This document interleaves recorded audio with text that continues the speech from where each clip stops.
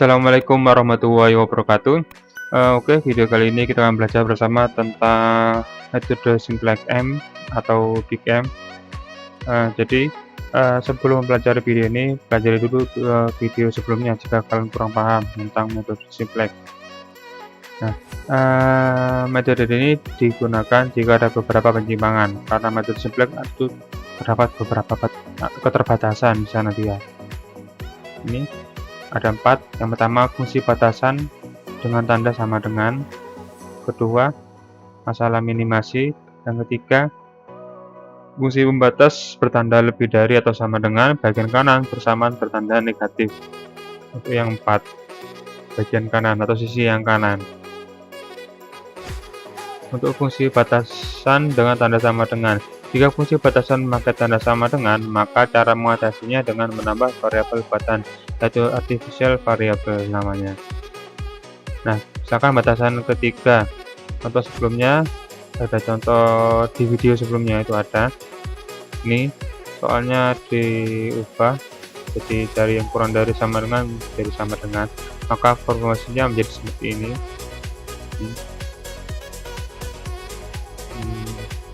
Masalahnya, maka fungsi pembatas yang pertama ditambahkan S3 dan 4. Ini ya, sama seperti dengan metode simplex yang sebelumnya.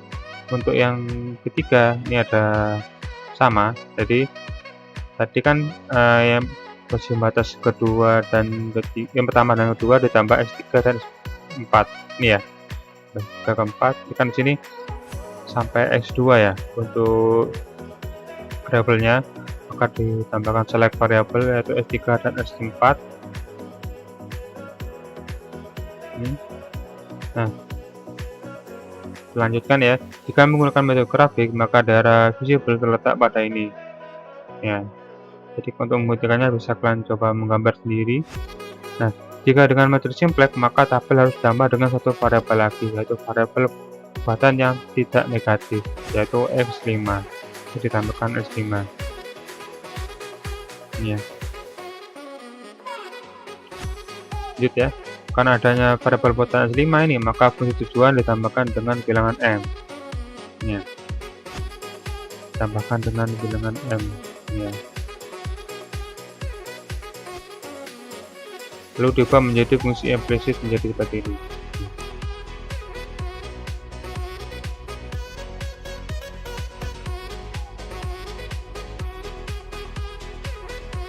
Oke, kita lanjut.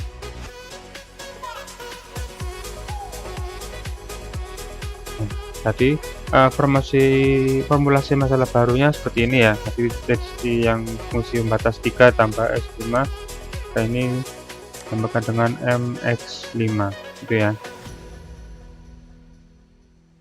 Lalu kita lanjut dengan tabel simplexnya. Ini tabel simplexnya. Ini M dengan fungsi tujuan seperti ini. Nilai variabel dasar ada yang tidak sama dengan 0. Tidak memungkinkan menggunakan material simplex ya, karena ada M ini ya, tidak sama dengan 0. Langkah yang diambil adalah mengurangi fungsi tujuan dengan M dikalikan dengan barisan batas yang bersangkutan. Maksudnya gini, yang menyebabkan ada nilai M ini kan yaitu fungsi pembatas yang ketiga di daerah sini ya. Maka dia ini mengurangi fungsi tujuan dengan M dikalikan dengan barisan batas yang bersangkutan. Karena bersangkutan tadi di fungsi pembatas yang ketiga, seperti ini M dikalikan ini fungsi pembatasnya. Lalu Z-nya ini dikurangi hasil kali M kali fungsi pembatas yang ketiga ini ya. Dapatkan ini sisi karena fungsi tujuan yang telah diubah dimasukkan ke dalam tabel simplex, dimasukkan nih, diubah tadi jadi seperti ini. M itu sendiri apa? M sendiri adalah bilangan positif yang paling besar gitu ya. Jadi karena yang paling besar berarti dia lebih besar dari 6 dan 3 ya, berapapun itu 10 atau berapapun. Jadi kita dikalikan min 6 kurangi 3 pasti negatif, ini juga pasti negatif. Makanya berikutnya sama, yaitu kita menentukan kolom kunci dan baris kunci. Ini kolom kuncinya, baris kuncinya sama, berarti NK ini dibagi dengan nilai di masing-masing baris kunci ini ya, berarti 8 ini dibagi 2, dibagi 0, dibagi 6. Yang paling kecil ini berarti kan 4, ini tak terdefinisi ya, ini kecil 5, berarti yang diambil adalah 2 sebagai baris kunci. Angkanya sama dengan metode simplex, jadi nilai baris di kunci diubah dengan cara membagi dengan angka kunci. Nilai baris baru lainnya diubah dengan cara baris lama dikurangi koefisien pada kolom kunci dikali nilai baru baris kunci. Jadi langkahnya sama saja dengan metode simplex untuk proses perhitungannya. Ini berarti ini tadi dibagi 2 semua, lalu ini dikurangi dengan ini ya, angka kuncinya.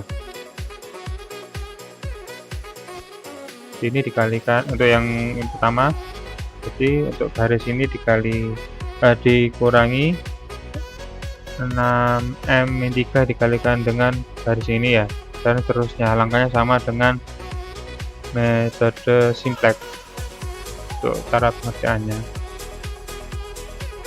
Jadi sebelum pelajari video ini, pelajari dulu sebelumnya ya, sampai paham baru bisa dilanjutkan.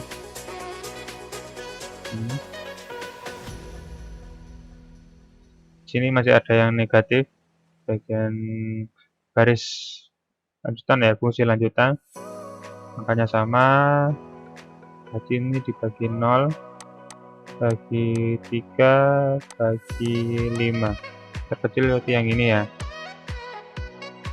Posisinya juga sama, ini, nah ini, dan sini masih ada ya. Jika berdua, maka masih kita harus lanjutkan ya sampai tidak ada yang bernilai negatif. Untuk lanjutannya bisa kalian coba sendiri.